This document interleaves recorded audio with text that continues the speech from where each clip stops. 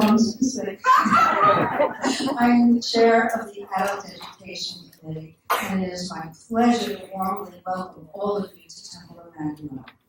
We are so happy to be co-sponsoring this great event with our Federation of Partners. It's always been a delight. When you get your new home, we'll come to visit you. If you can tear your eyes off me for just a minute, go in your pocket or your purse and take out your phones and silence them, please. And while you're doing that, let me just tell you that beyond the double doors are our restrooms for visitors who are not familiar. And also, after the program, we will have Temple-Manatee greeters in the lobby, and we'd be glad to meet with any of you who would like to learn more about Temple-Manatee and about our congregation. They will be strategically situated next to the gift shop. Our phenomenally great gift shop is kindly being opened because some of you haven't gotten Hanukkah presents yet, and we can fill that need. There'll be a sale on books and beautiful, beautiful gifts, and even past Hanukkah, lovely things. So I recommend that you go and look at it. Anyway, it's my pleasure to turn over the program to Jeremy, and we will begin. Thank you. There is a traditional revolution that we normally do at one event a year, where we give awards out. And tonight, what we decided to do is make it very special. So at the event where the awardee is receiving this beautiful gift, I am honored to be presenting Lee Davis, Chair of the People of the Book of the Jewish Federation, Kehila Community Award. What am I shaking? My dear friend Lee was the Federation's Chair of the People of the Book in the last few years, and it is her tireless caring and love of the written word that has made this program such a success. People of the Book is a community outreach and has achieved such success due to Lee's vision, guidance, and simply love. I am so happy to be the person honoring Lee this evening.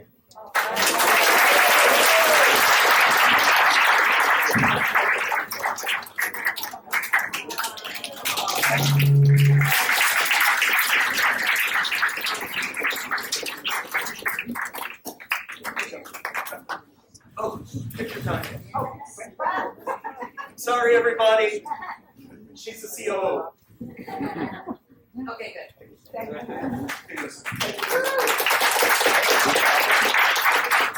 That's something that I definitely didn't expect. Thank you all so very much. As you notice, Jeremy and I are the only ones dressed for the evening. We are so excited to present this program to you. As Jeremy mentioned, my name is Helene Davis, and I am chair of the People of the Book program.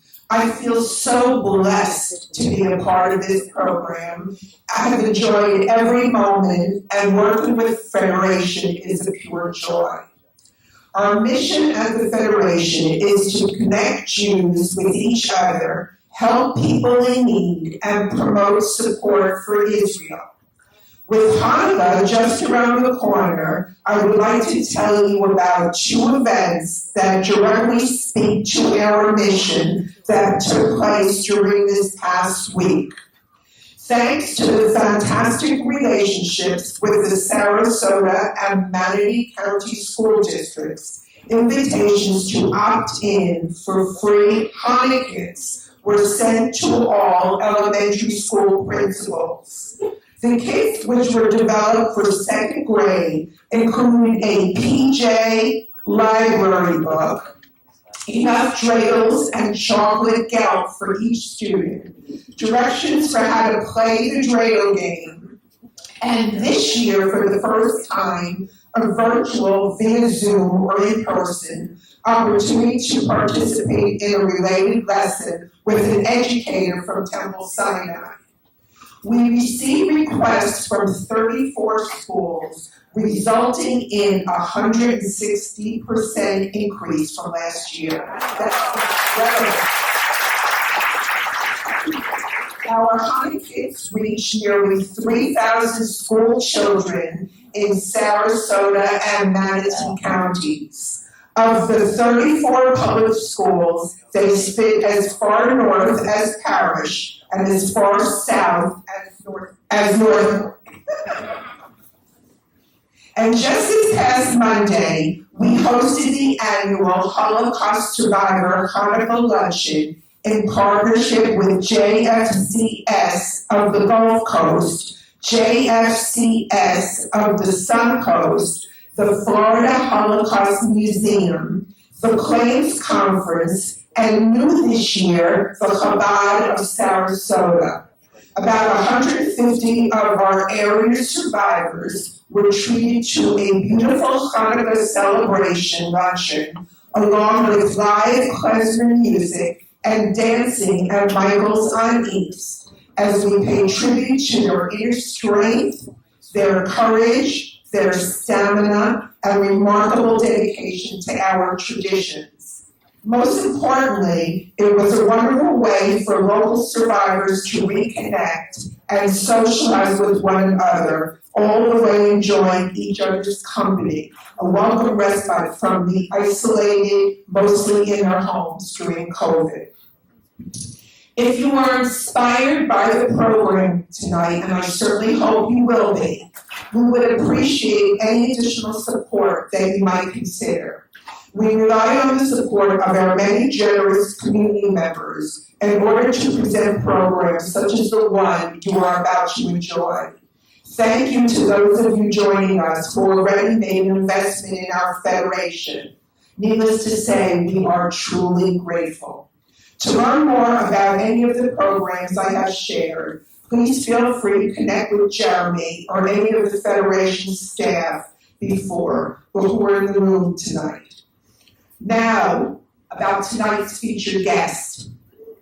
Jeremy and I had the honor and pleasure of meeting with Steve Katz last night, and he is fantastic. You are in for an incredible program. On paper, Steve Katz's career rivals anyone's except the 60s and 70s biggest stars. The Monterey Pop Festival, with the legendary Blues Project, Woodstuff with Blood, Sweat, and Tears, and even producing rock's most celebrated speed addict, Lou Reed. But Katz's memoir is more than the lurid party with your pants down memoir that has become a norm in rock and roll books. It's an honest and personal account of a life at the edge of the spotlight, a privileged vantage point that earns him more objectivity and earnest outrage than a lot of his colleagues, who were far too into the scene to lay any honest witness to it. Set during the Greenwich Village folk rock scene and the 60s most celebrated venues and concerts, this is the unlikely story of a rock star as nerd as rock star, a night Jewish boy who got to sit at the cool kids' table and score the hot chicks. Lucky him. Ladies and gentlemen, it is now my great, great pleasure to welcome Steve Katz.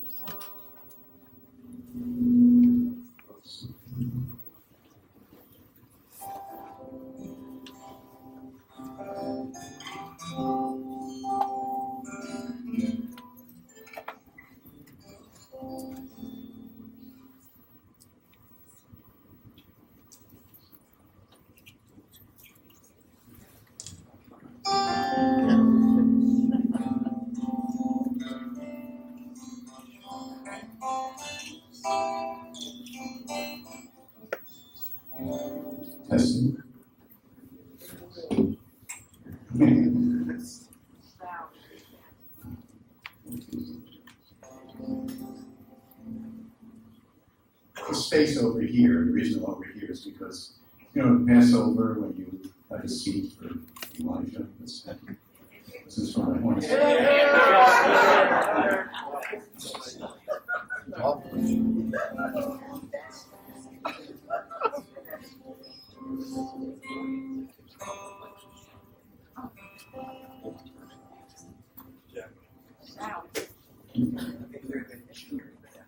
Oh, Here you go. it's reverb. Yeah, I'm having feedback problems.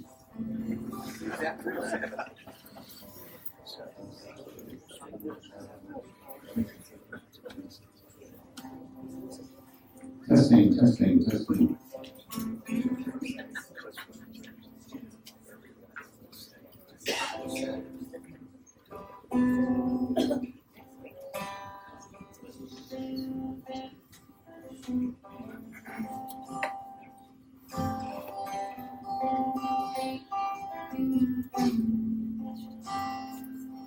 Well, the summer smells so good to me, and the whiskey poured like rain. There was an orange glow in New York snow, with the laughter and the pain. And kids said, Sam, when you become a man, there'll be a new day coming on. Play guitar for yourself, don't you mind the rest. They'll be here, but they'll be gone.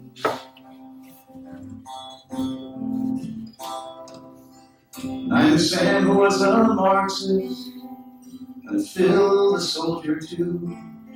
And I remember all the ideals, but we drink to the revenues. And there was one who made it lucky, and there was one who took his life. But there was drink to cloud confusion for the kid who did survive. It's a kettle of fish tonight, and we'll drink by the candlelight. And talk of wars and greed and wars and power and the might. It's a kettle of fish in circles by a drunken village dawn. And the crowd grows thin as the sun pours in, and all my friends are dead or gone.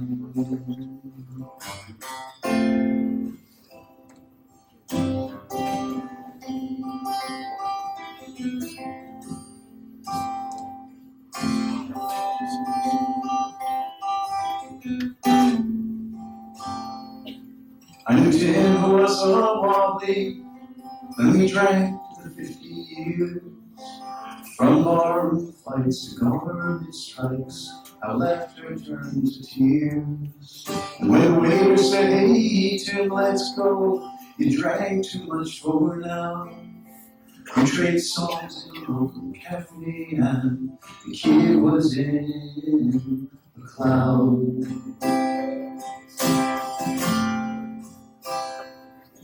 But my feet were cold like the sawdust, and my eyes were red with tears. Like the country blues with the morning news, there was conflict in the air. And now you're happy writing songs of love as you watch the coming light. But you'll miss the walk to the pier and talk, and the kettle of fish tonight. It's a kettle of fish tonight, and we'll drink by the candlelight, and talk of wars and greed and wars, and the power and the might. It's a kettle of fish in circles by a drunken village dawn, and the crowd grows thin as the sun pours in, and all my friends are dead or gone.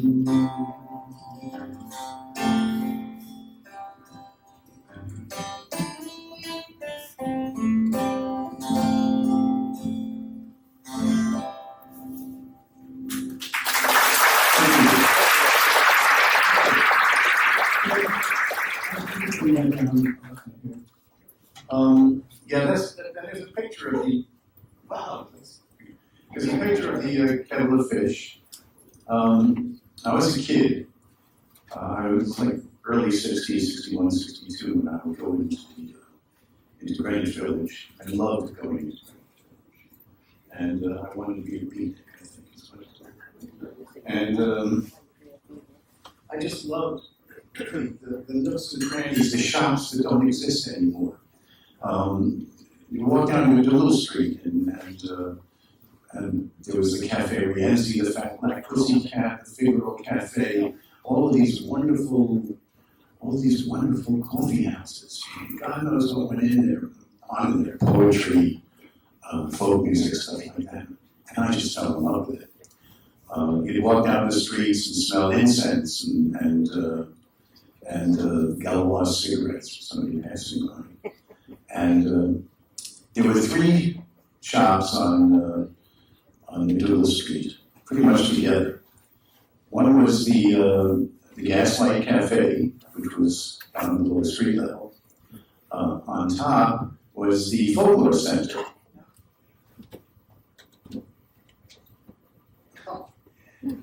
Those are my parents. I just wanted to take a look at fashion.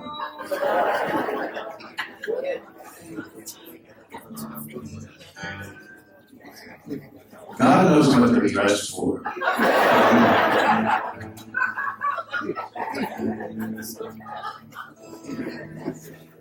That was 1951 with the Philco TV in the background, which I thought was my kid brother for years.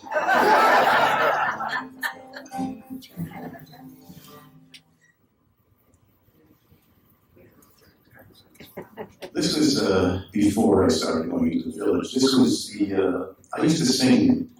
I didn't play guitar, but I used to sing at weddings and bar mitzvahs in Schenectady, New York, where I grew up. After New York City, we moved to Schenectady. And I was singing weddings and bar mitzvahs. The guy playing piano, he had the trio in the Tri-City area of Albany, Schenectady, Detroit. His name was Earl Putney. And Earl was great. He was a great piano player. The trio was fun to work with. And the problem was that every time Earl had to give a cue, his toupee went flying. This is the Folklore Center. So this is the place that's upstairs. And the kettle of fish was just below that, and the gaslight was just below that. And this is Izzy Young, who hung out there. He owned the Folklore Center. And everybody hung out there. From Bob Dylan to my teacher, Dave Van Ronk, and everybody in folk music. That's where Broadside magazines were sold, and Izzy would sell guitars and stuff like that. And sit around, everybody would sit around. Izzy never made any money. He just like hosted people to sit around, and it was like one big hootenanny. And of course, I loved it. But I think the most fun. And this was the third part of the trilogy of stores on Medulla Street, of shops. And this is the Gaslight Cafe. And this is where I went to see all these people that I just fell in love with. You know, guys like Randall Jack Elliott, Tom Paxton, the blues guys, Skip James, Son Houses, John Hurt, Bob Dylan every now and then. Noel Suki was a master of ceremonies every now and then. He became Paul, Peter, Paul, and Mary. It was just a wonderful, no liquor was served. You know, I just used to sit there with this horrible cappuccino, you know, sitting there all night long, you know, and watching these guys, you know, only a few feet away. But my favorite person was Dave Van Ronk, and I loved Dave. He was really scary, a big guy. He was a communist. He was a part of the worldwide workers of the world, the Wobblies, and he was really gruff. You know, he was only 27 years old, but he was great. And I asked him if he gave lessons. He had his own style that nobody's ever really perfected yet. And Dave died about 10 years ago. And Dave, I would go up to Dave and Terry's house on 15th Street, it's like 5th floor walk up.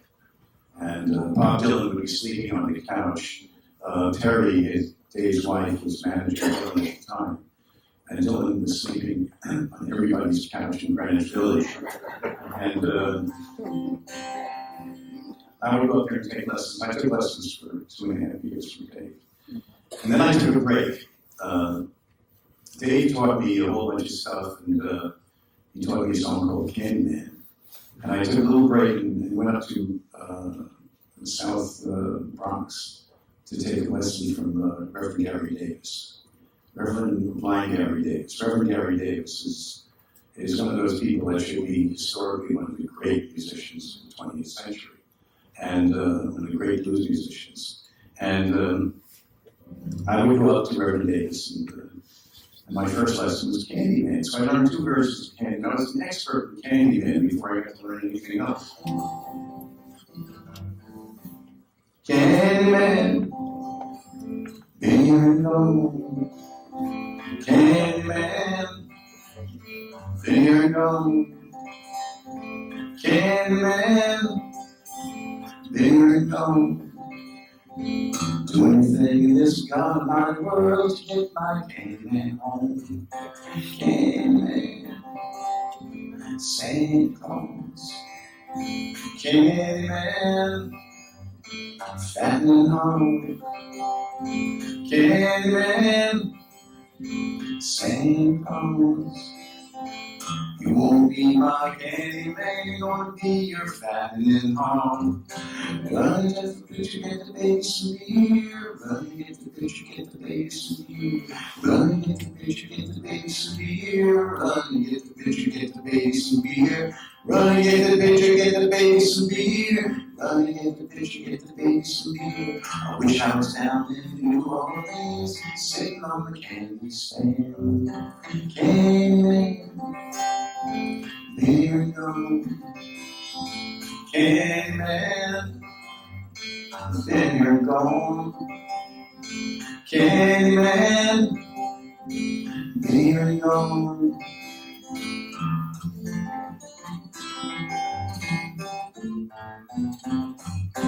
Little red wagon painted green, little red wagon painted green, little red wagon painted green, little red wagon painted green, little red wagon painted green, little red wagon painted green. You stop on the red and you go on the green, don't you mess with Mr. In-Between. Candyman, here you go. Candyman, then you're gone. Candyman, then you're gone. Do anything in this godlike world, get my Candyman home. Candyman.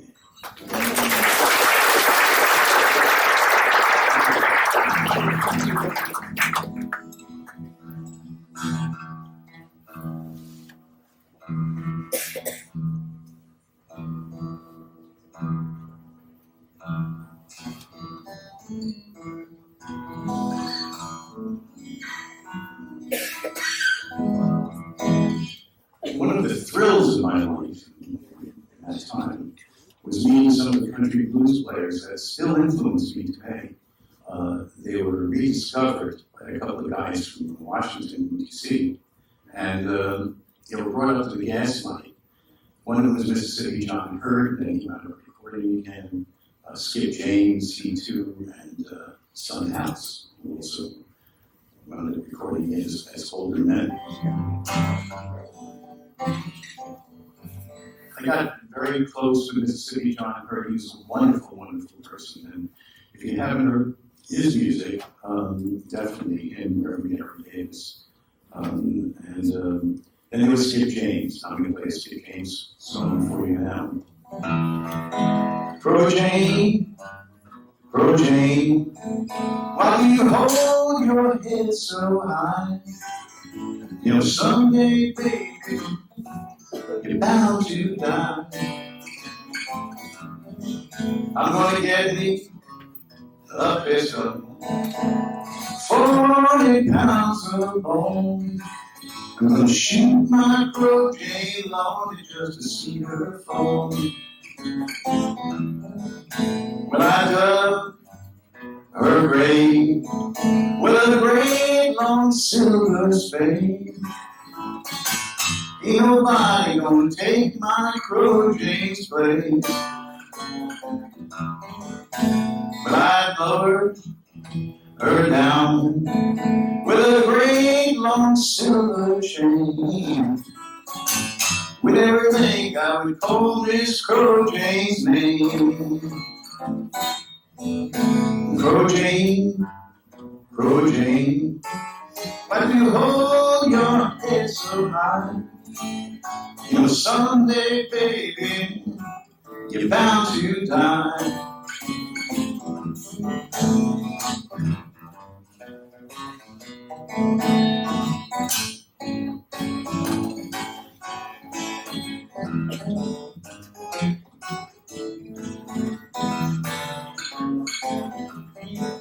Well, you know, miss your water till your well runs dry. Well, I didn't miss Crow Jane, Lord, until the day she died. Crow Jane.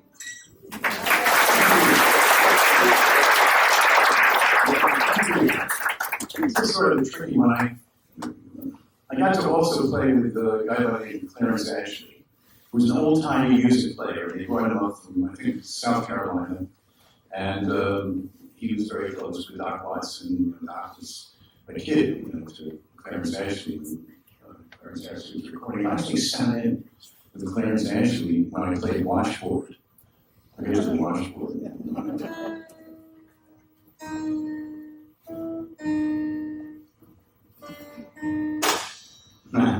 I knew that was going to happen. I usually traveled with two guitars, and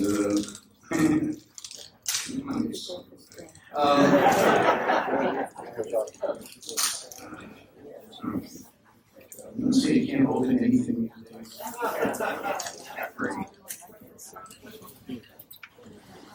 And I used to play washboard. And I'm going to get to that. Maybe I'll tell my parrot joke. Can you hear your parrot joke? Yeah. We have two parrots. And their names are Cuckoo and Tutu. And one of them is like 25 years old. And the other is 20 years old. The second one, Cuckoo, the male, we got from friends of ours. Well, we would babysit for Cuckoo. They would go out for the day and they would bring us Cuckoo. And yeah, we would love to. We love Cuckoos. And so that's what we did. Then we get a call from Jen. It was Jen and Peter. Peter was the EMS driver. Jen actually was a haircut. We cut our hair. And we got a call saying, we're going to give Cuckoo away, and we know you love Cuckoo, and would you take him? We said, sure, we would. You know. So just bring him over to the house and, with his cage and everything. Excuse me, but it's a choice between that and getting up and finding a waste paper. And so, did I tell you the story? Yes. I think we did. Okay, so we took Cuckoo home. The next morning, I'm up in the, I'm waking up, and I hear, "Fuck you, you asshole."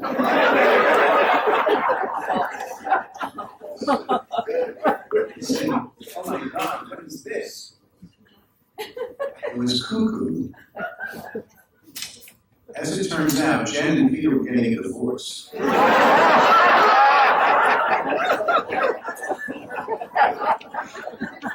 So this is what we had to put up with for years. People would come over and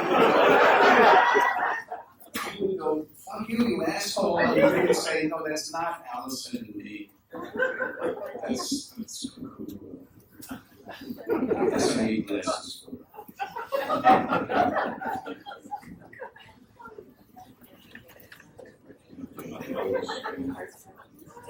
You have to admit though, I'm getting this on pretty good.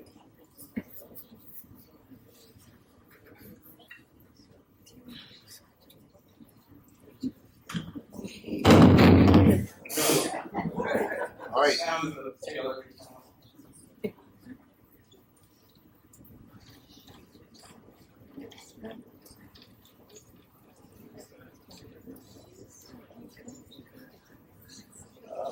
My clients take photos.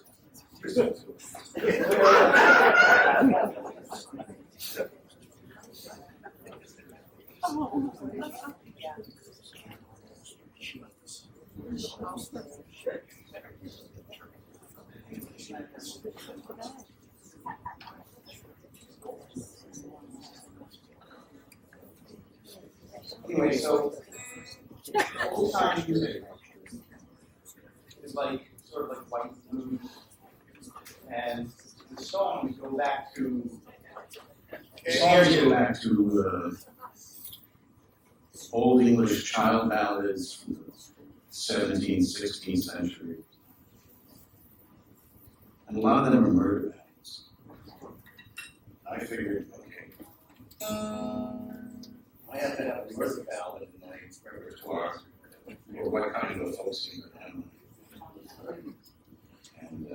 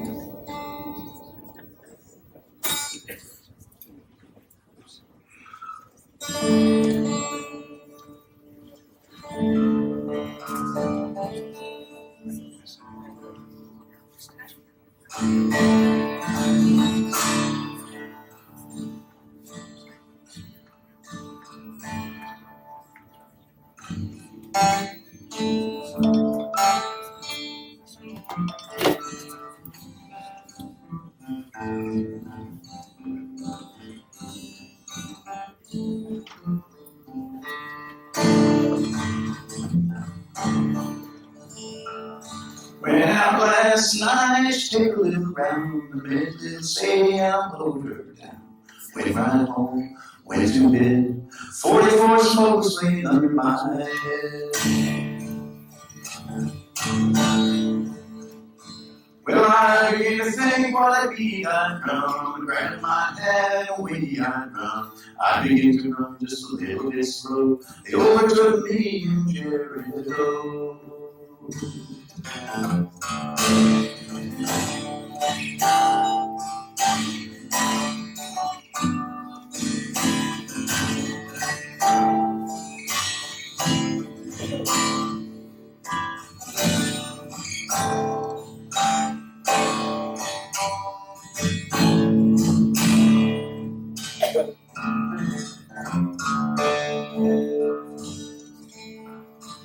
Standing on the corner, ringing a bell, said the sheriff from Thomasville. Says, young man, shorty brown, remember the night you shot Sadie down. Well, oh yes, sir, my name is Steve. I murdered little Sadie in the first degree. First degree, second degree. You got any papers will you read them to me?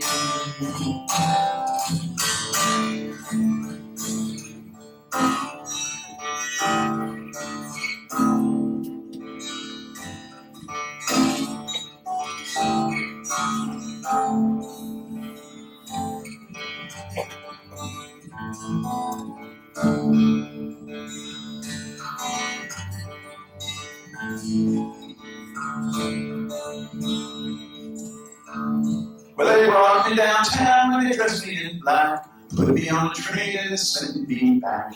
Had no room to go my bed. They locked me up in that county jail.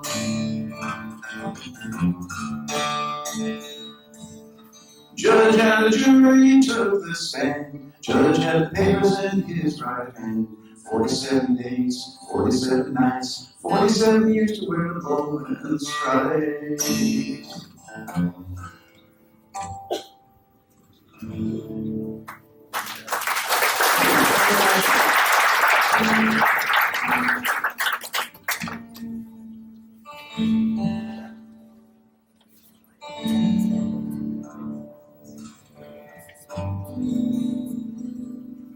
One of the other guys that they found, like I said, was Mississippi John Hurt.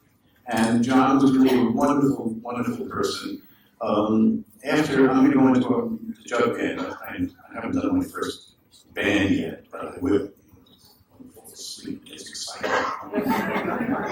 And we spent some time in LA with John. We were sharing a room because my friend Steph and I were playing at the Ash Grove, and John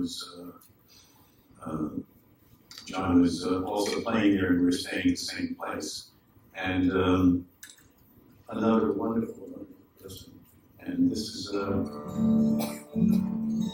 my version of John Hurt's Reclaim Women Blues.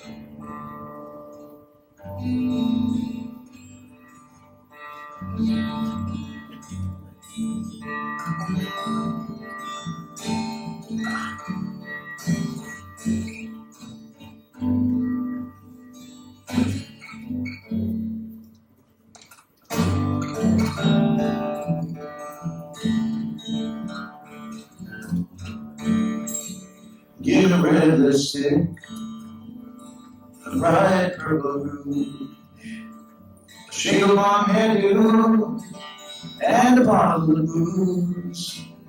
Hurry down, sweet daddy, come and blow your horn.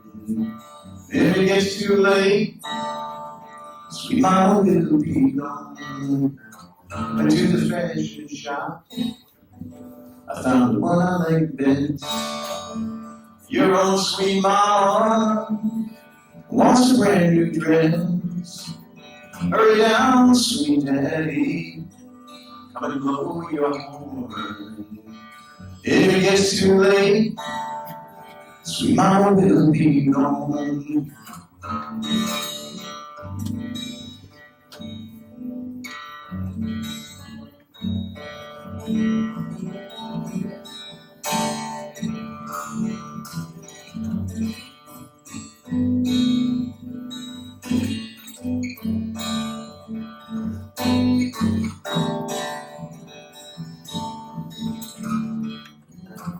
Every Sunday morning, y'all see me go. My wings spread out, and preacher told me so. Hurry down, sweet daddy, come and blow your horn. If it gets too late, sweet mama will be gone. Well, the roosters say, cock-a-doodle-doo. And the rich girls say, they doodle-doo. Hurry down, sweet daddy, come and blow your horn. If it gets too late, sweet mama will be gone.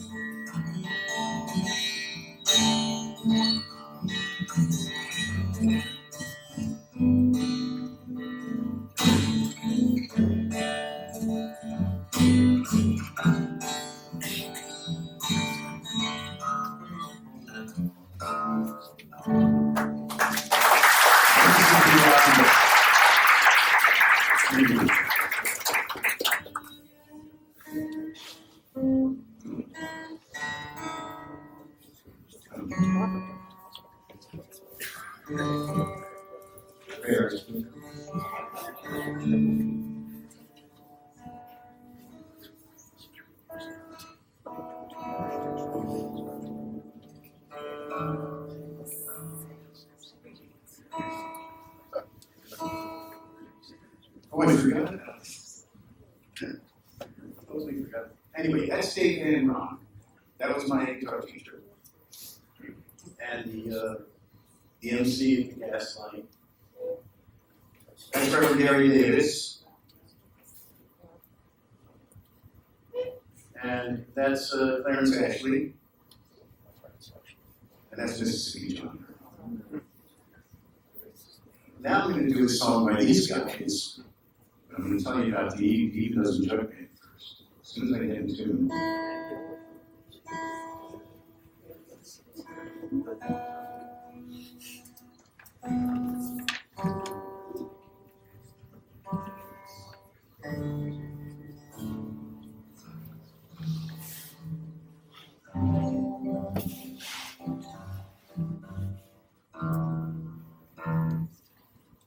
So, I know a lot of you are thinking, well, you know, we came here to hear all the hits. Where's Spinning Wheel?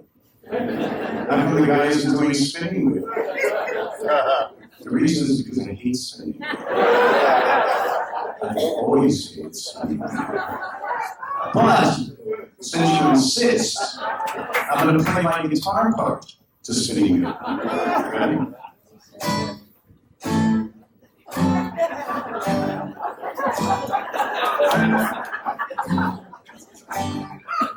And people would come up to me and they say, Steve, you guys took a lot of drums in those days, didn't you? And I say, well, if you had to play that for every night for 7 years. Anyway, so there were a bunch of us in the village my age. We were the generation right after Dylan and Phil Oakes and Ed Ronk.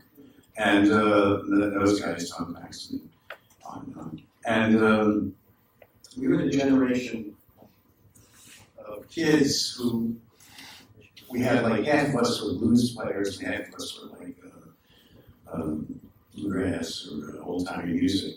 But we were friends, you know, in Greenwich Village, and we wanted to play music together.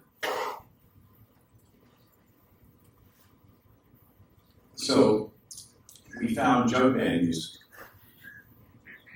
And that was the music that sort of combined blues and old-timey music. And we formed a band, and it was called the Even Dozen Jug Band. We never knew who was going to come to rehearsal. In fact, that was our album that we did with Electro Records. And it was myself. I'm on the, I can throw pedals or something. Myself, John Sebastian, was in it. Maria Mulder is sitting on the brick wall. We never know who's going to show up. Oh, David Grisman, the great mandolin player. We never knew who was going to show up to rehearsal or to. In fact, this was the album cover, and only 11 of us showed up. So the girl on the right, who was next to Grisman, I think her name was Madeline or something. She was the girlfriend of one of the guys in the band. He said, bring her here. She wasn't even in the band. I think later she had a recording career because she thought this would make her into a star. Anyway, we had a party with the Jim Queston Jug Band, and they were the Jug Band. And it was late at night, we were all drunk, and Maria, our singer, she was Maria D'Amato at that time, but she threw up all over Jeff Muldor, who was the Queston Jug Band. And Jeff asked her to marry him. Some people have strange tastes. This is really out there. And they did. So it was Jeff Muldor and Jeff and Maria Muldor. And Maria joined the Queston Jug Band. And I'm happy to say that Maria confirms this story. You know, we're in touch every now and then. She does confirm that story. Anyway, the band before.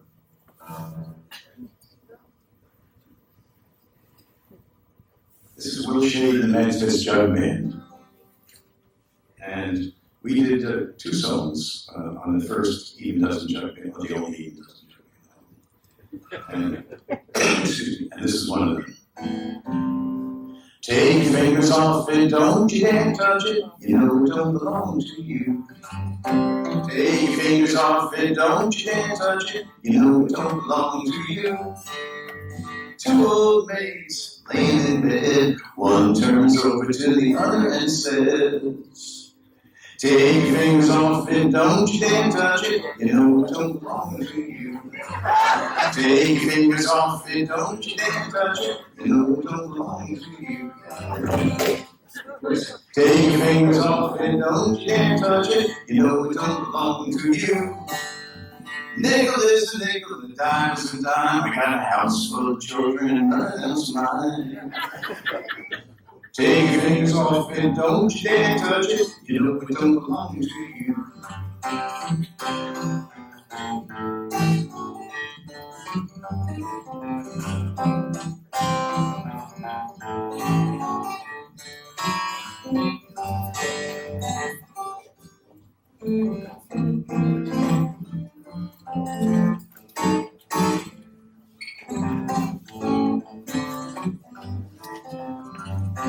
Take your fingers off it, don't you dare touch it, you know it don't belong to you. Take your fingers off it, don't you dare touch it, you know it don't belong to you. I've never been to heaven, but I've been told St. Peter told the angels have a jelly roll. Excuse me. Take your fingers off it, don't you dare touch it, you know it don't belong to you. I mean, you know it don't belong to you.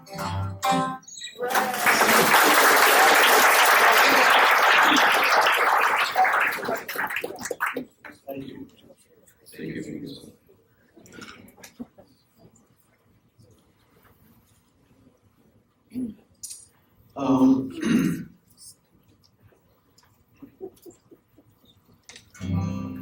In those days, there was a song that I loved doing, and I still love doing it. It was a Bessie Smith song.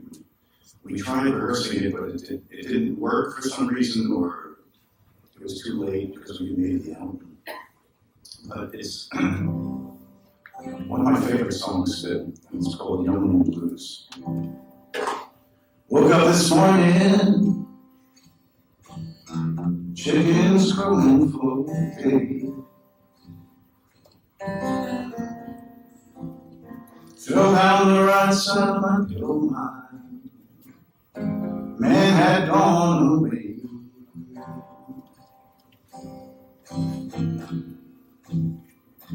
Well, by his pillow, he left a note. He said, the reason I'm leaving Jane, got my goat, well now there's no time to marry. No time to settle down. Well, I'm a young woman, ain't gonna running around. Well, I'm a young woman, ain't done running around. Some people call me a hobo someday, call me a bum, nobody knows my name, nobody knows where I'm from. Well, I'm as good as anyone in your town.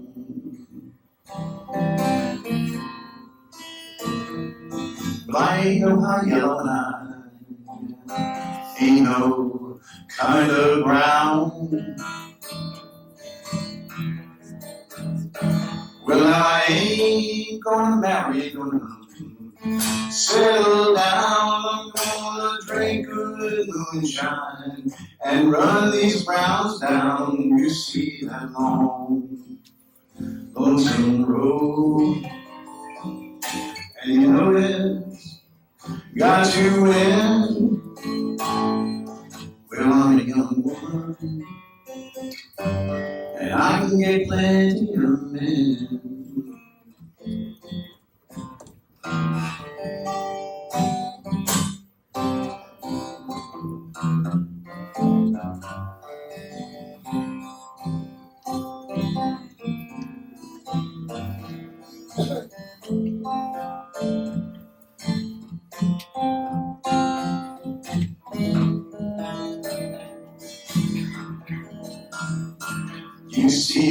long, lonesome road. And you know it's got to end. Well, I'm a young woman, and I can still get plenty of men.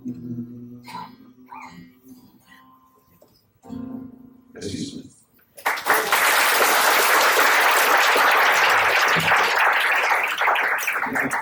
The words just certainly get to me.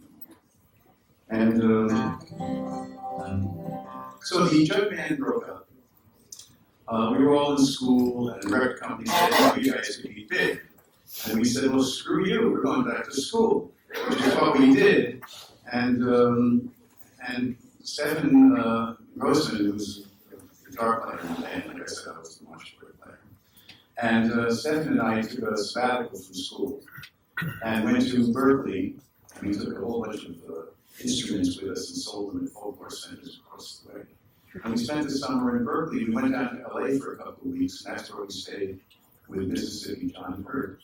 And we got a gig at the Ash Grove, and we asked this kid, who was a really good guitar player, we said, "Hey, why don't you join us? You know, we'll call ourselves the Emergency Park Sheiks."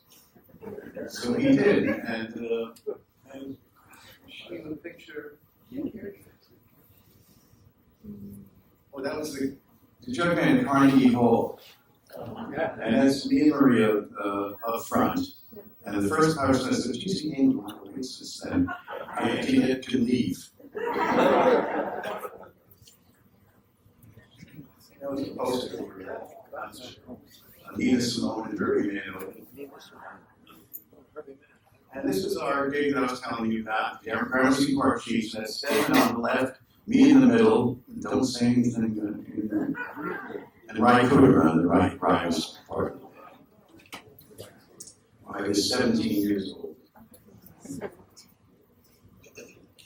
Okay. Now we go into the electric period, the 60s. So Stephen and I came back from, do you like these stories? Yeah. Stephen and I came back from California. And I went back to school. I was going to CW Post College in Long Island. You've got to be kidding. Marjorie Merriweather Post-Water was Tina Merrill, the actress, and my English class was in her dollhouse. I think they renovated it since then. Anyway, so I would be, on weekends, I would be teaching at a place called Fred and Instruments on 6th Avenue, next to the Waverly Theater. I'd be teaching acoustic guitar.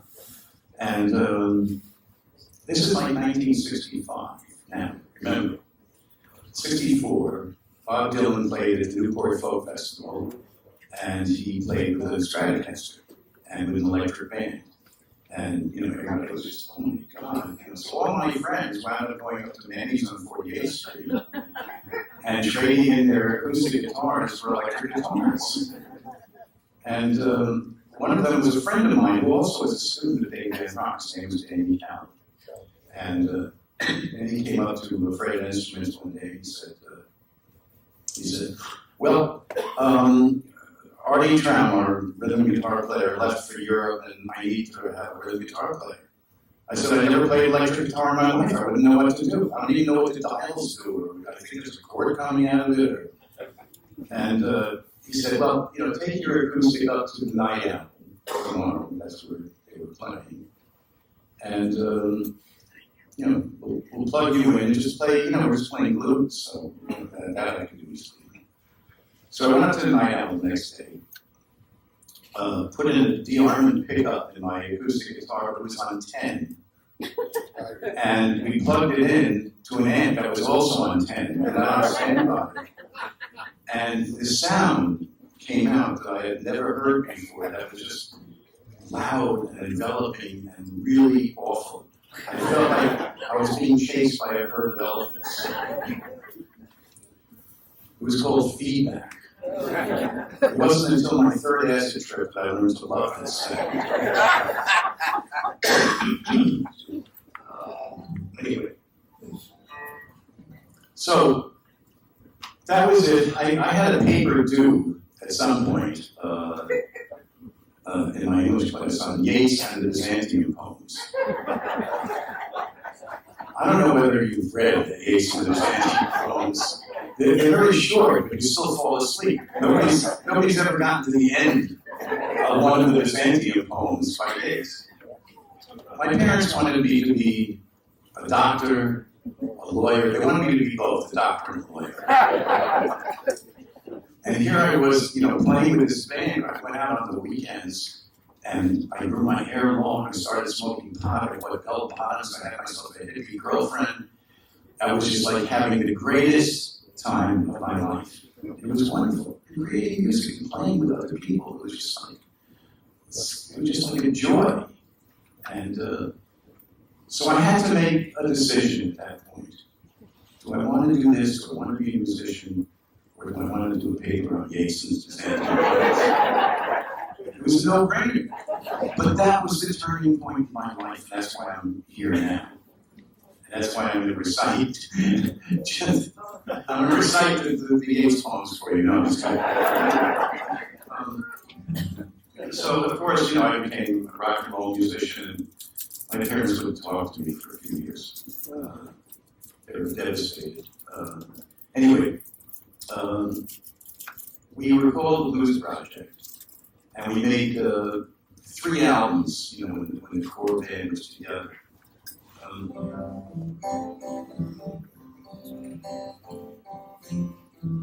We were all Jewish, but not, we were called like the Jewish Beatles, but we didn't get together because we were Jews. We were just like New York kid musicians, and we just happened to be Jewish. But Al Cooper was one of the guys in the band, and he wrote this delightful book that when he first met us, he walked into a room and all he saw was noses. Anyway, we became the house band at the Cafe au Go-Go. And our first album, we had a terrible record company. The record company was not getting us money. 2 of our 3 albums were live. And there was one night when we were playing, and Roy, the drummer, broke his bass drum pedal. And so one of us had to do things, go microphone and sing. So I went up and sang one of my favorite songs at the time, which I still love. And I'm going to do a few songs. I think the song is just wonderful. And it's on the first album. It's called Catch the Wind by Donovan. In the tree hours and minutes of uncertainty, I want to be in the warm hold of your love and mine. To feel you all around me, and to take your hand along the sand.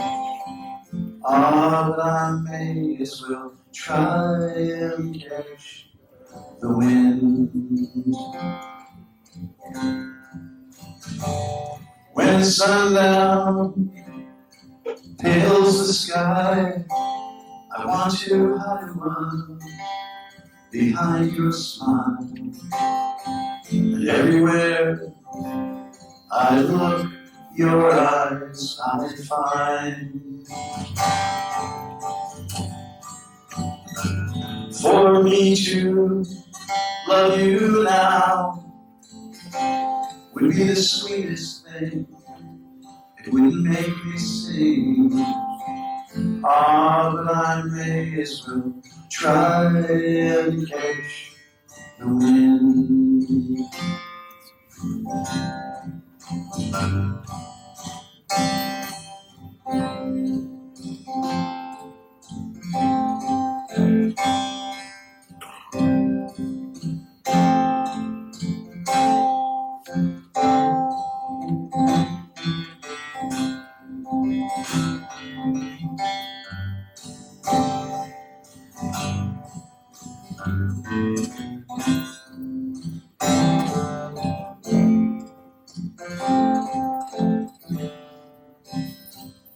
When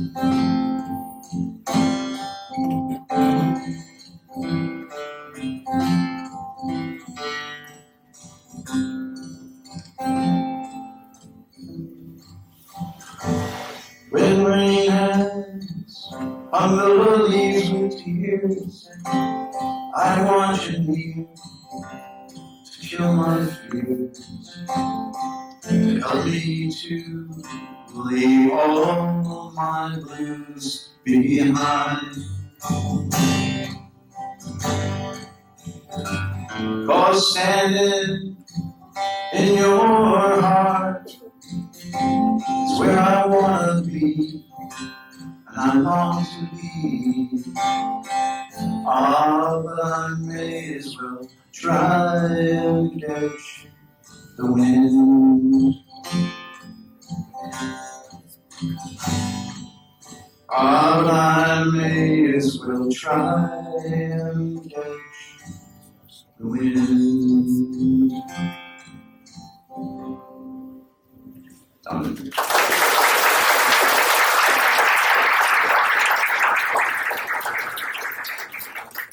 So a friend of mine is a friend of Donovan's, a very close friend, and Richard emailed me about 6 months ago and said, I was talking to Donovan, and he really loved your version of Catch the Wind, and he's going to send you an email, and he did. And I sent the email back to him. I said, it was only been 60 years, you son of a bitch. Just kidding. Chuck Berry. That was our second album, and this is sort of still a cult kind of album that still gets airplay, believe it or not. Photo was taken the day they shared it, right in the middle of everything. And like I said, the record company was really awful. So afraid.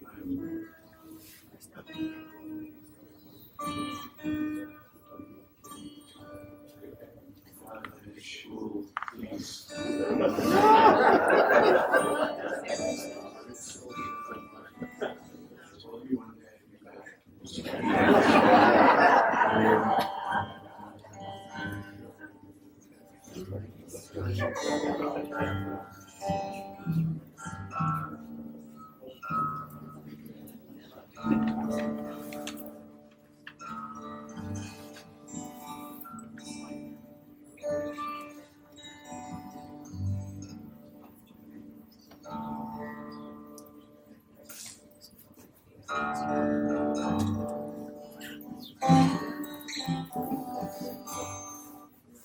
So we put out projections, and I had written a song. It was the first song I ever wrote, and it was called September 5th.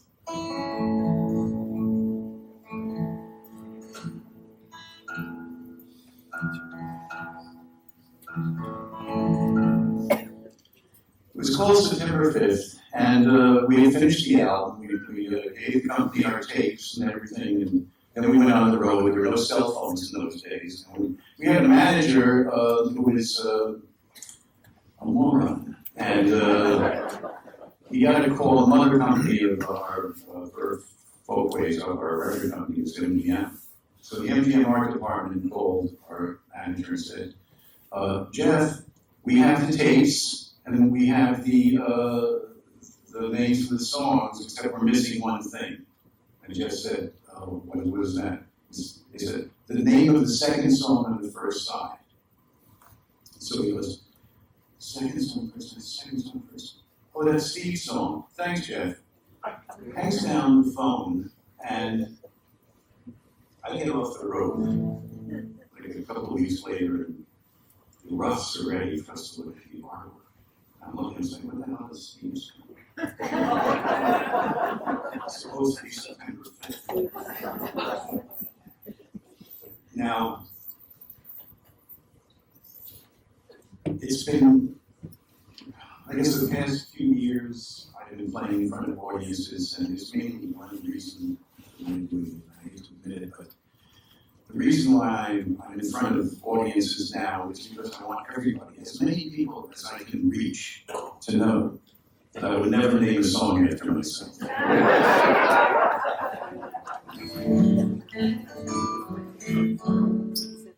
So people would come to me and they say, hey, didn't you write a Steve song? Yeah, I'm Steve.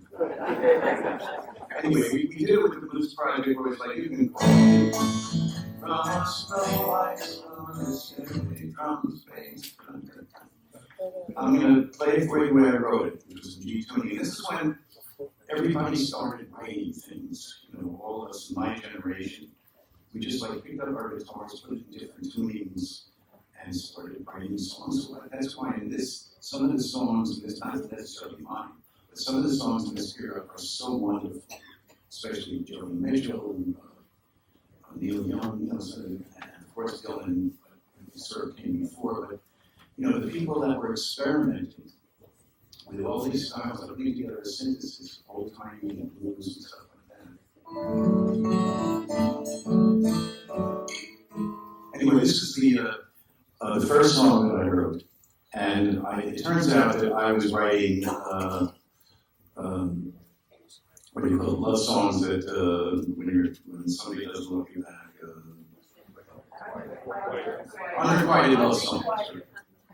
Excuse me, I'm getting there. Unrequited love songs, which was my sort of like thing, I wasn't rock and roll. And so I wrote this about a girl who walked out on me, and then the next song I wrote about a girl who walked out on me. Then I realized, oh my God, I'm getting record royalties I'm getting publishing royalties for these songs about girls who walked out on me. So I would have these relationships that wouldn't last more than like a week. I would write a song. Anyway.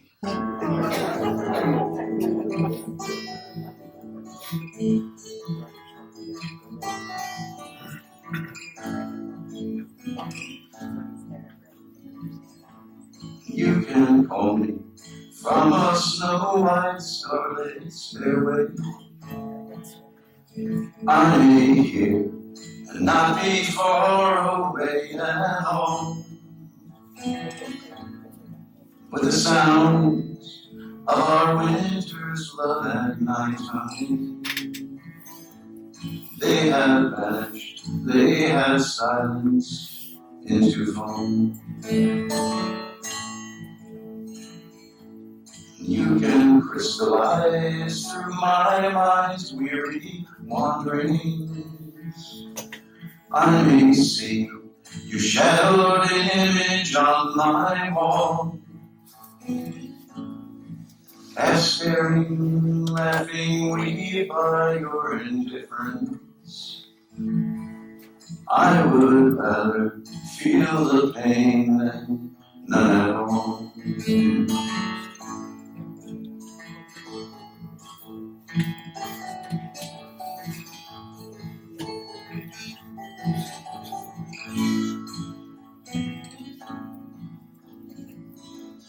If again I really see your face before me,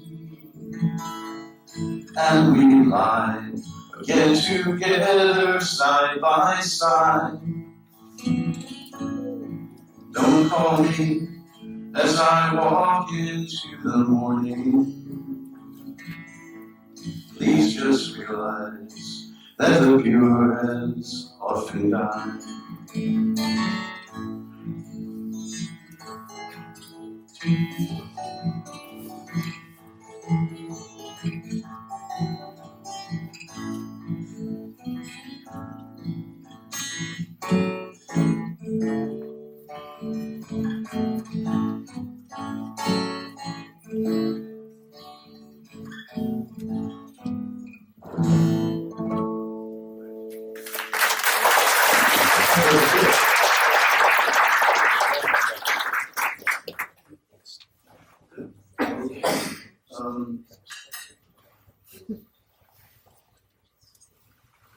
Like I said, we were the house band. the cafe go.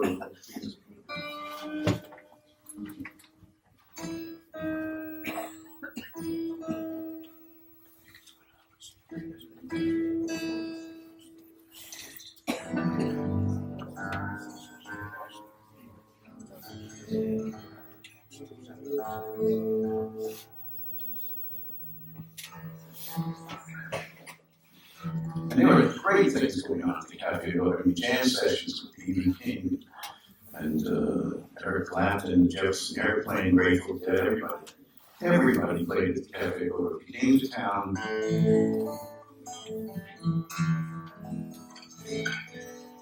you played at the Cafe Go.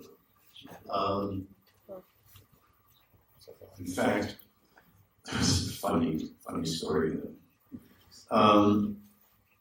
I came down for rehearsal in the afternoon one day, and nobody was there, you know, and a couple of people, waitress or something, the owner. And I had to go to the bathroom, so I went to the bathroom, and I was standing by the urinal, and I hear the voice of Bobby Kennedy in one of the stalls. It's on a Thursday afternoon. I'm saying to myself, holy shit, Bobby Kennedy is talking to himself in the stall at the Cafe Go. I was like, shocked. I ran outside to Howard, the owner, and said, Howard, Bobby Kennedy's in the stall talking to himself. And Howard said, no, that's David Fry, the opening act.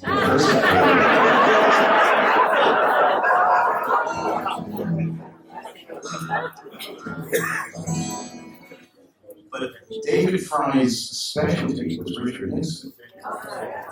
Thank God he wasn't having a dialogue with Bobby Kennedy and Richard Nixon in the stall.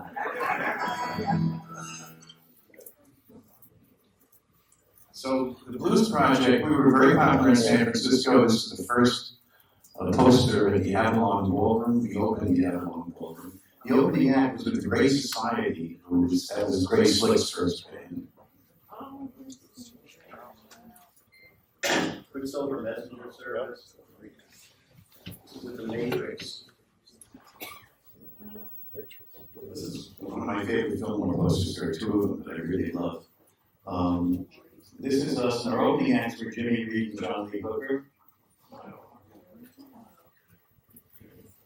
And this is our opening acts for the Mothers of Invention and Candide. And the shows are amazing.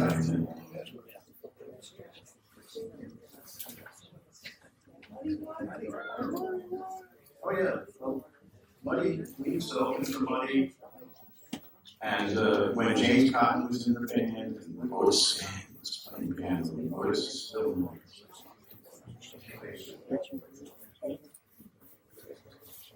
This is a German cover, an album cover of the Blues Project. I know, doesn't it look German? It's scary. This is a fantastic. Something happening. I just put a picture of This is the last story of the K show. And as you can see, Mitch Ryder and Wilson Pickett were the headliners. And it was supposed to be Smokey Robinson also was smoking, he wasn't going to get paid. He was right. And so he pulled out of the show. And then you have the Cream and the Who. That was the first time they were in America. And we shared the dressing room with the Cream. And we got really close to those guys. And I'll never forget Ginger Baker was real romantic. Ginger and I went down, so we all went down to the village, you know, to get drunk afterwards. And I was sitting in the dugout with Ginger, and he said, "Where are we going next?" I said, "Oh, we're going to Gertie's Folk City," which is right across. It was a field then, now it's part of the. So we're going halfway through the field, and Ginger bends down and throws up. And I said, "Oh my God, are you okay?" He said, "We're going to another bar, aren't we?" I didn't know about this quaint British custom of throwing up to another bar. And of course, on the weekends, there was Phil Oakes and Simon Garfunkel, the Rascals. It was an amazing show, and a lot of stories came out of there. They're all in my book, Don't Forget to Order My Book, which is filled with whiskey. That's the Blues Project again. That's the Blues Project with the Who opening. Richie Hayes. That's Roy and I, and we're still working together. The Blues Project is back together with a few other musicians. We just did an album. This is the Blues Project at Town Hall. This is the third album that we did. And it says live at Town Hall. Half of it was studio applause that they put in the studio. It was like studio song tracks. They put applause in. The record company was so bad. One of the songs that I did, that actually I'm going to do now, was mixed by a drunk that they found on 6th Avenue. And it's another thing we have to live with.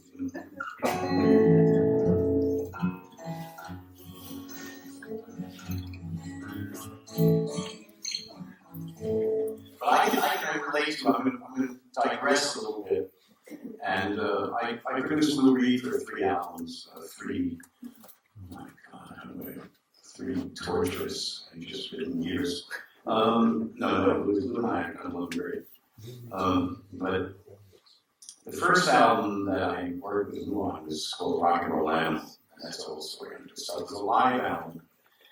And the engineer and I took the tapes of the 2 concerts that we had put together for the shows. We took it back to the studio, and we were missing one of the audience tracks. Now, in those days, you needed 2 audience tracks. These days, you can do it digitally. Right? But those days, you need 2 audience tracks. Somebody might step on a cable, or sometimes somebody did something, and we were missing an audience track. So I said to my engineer, I said, Gus, what are we going to do? And Gus said, you know what? I'll go into the RCA, the archives, and pull out the applause from a different concert. We'll just run it through. He said, that would be great. So he comes back 15 minutes later and says, I got it. I said, what's the concert? He says, it's John Denver concert. So the day he died, Lou didn't know that half the company of his best-selling album and half the audience was from a John Denver concert. Or he found out and it killed him. From the third album, my old friend Patrick Scott, who died a couple of years ago. And when I didn't mention the Blues Project, we just lost Eddie Powell a few weeks ago.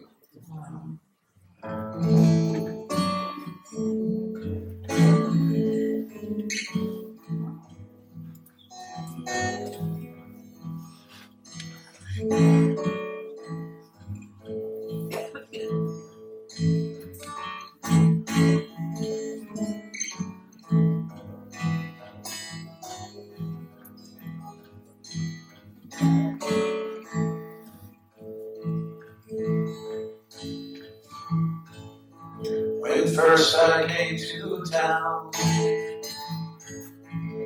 I came in from the country. Not a penny did I have, not 1 cent could I offer, but still our love it grew, and our troubles, they were few. They were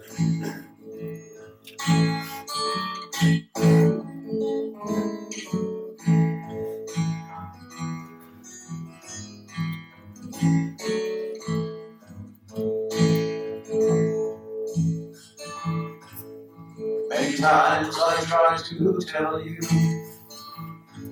all the hurt that I was feeling, but thoughts stumbled in my mind, and words they lost their meaning. I didn't mean to cause you pain, So I'm leaving once again, once again.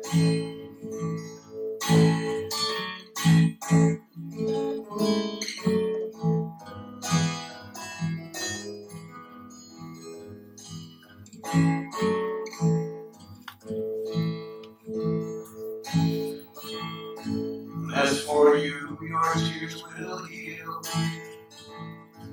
all the wounds that might have opened. Just like time will clear the field, all the flowers that have ripened. Of all these things you can be sure, only love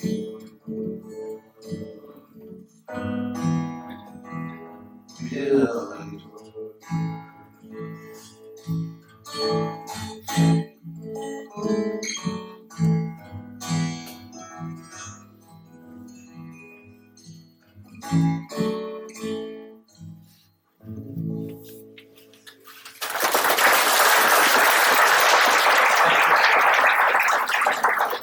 Okay, so we did our second album. Monterey. Okay, next. Monterey Pop Festival. We played that. That was sort of like one of our last gigs.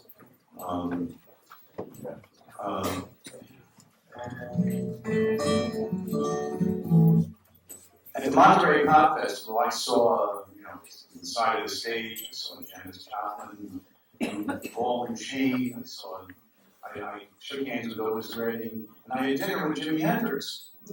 It was just hot dogs backstage, but it was still dinner with Jimi Hendrix. And, a lot of people like my book company, they said, oh, Steve jammed with Jimi Hendrix. Everyone, Jimi Hendrix. I never jammed with Jimi Hendrix.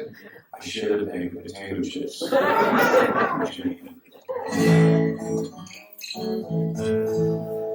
Anyway, so the Blues Project broke up, and Al Cooper and I put together this band called Blood, Sweat, and Tears. And we made this album. Those are the real kids on our laps. They're the little bastards that were hired from a modeling agency, screaming to their mothers, "Get me off this hippies line." That's a long story. Yeah, that's Tiny Tim was the MC. That's another funny story. It's all in the book. It's opening for Cream Winterland. That's me and Clapton smoking and joining backstage. That's Al Cooper dressed as a hostess Twinkie. And then we did this album. And we should try some.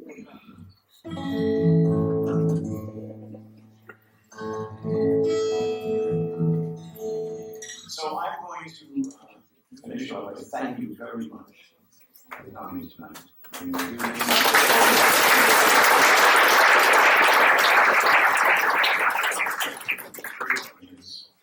So this is the album that spawned a whole bunch of hits. I got a call from my mother, finally. And she said to me, Stephen, we knew it all along. Sometimes in winter, I gaze into the streets, walk through snow and city sleet. I go home.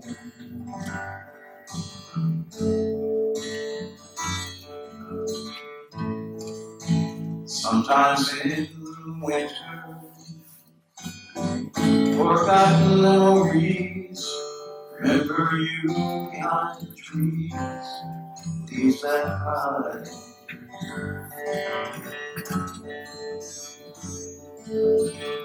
By the window once I waited for you, Laughing slightly, you would run.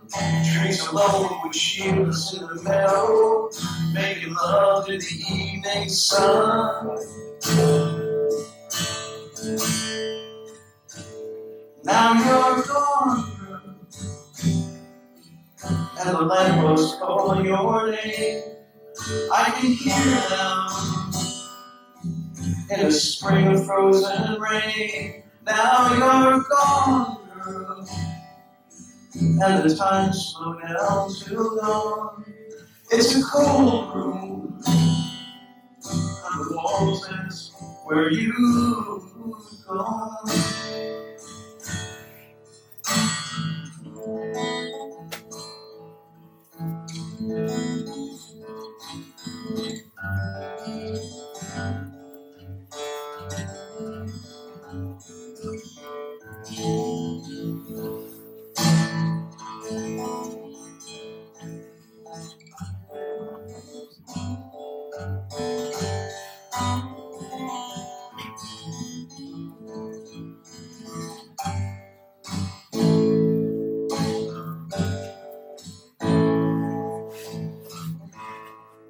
Sometimes in winter,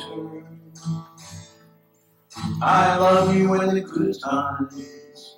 Seem like memories in the spring never came.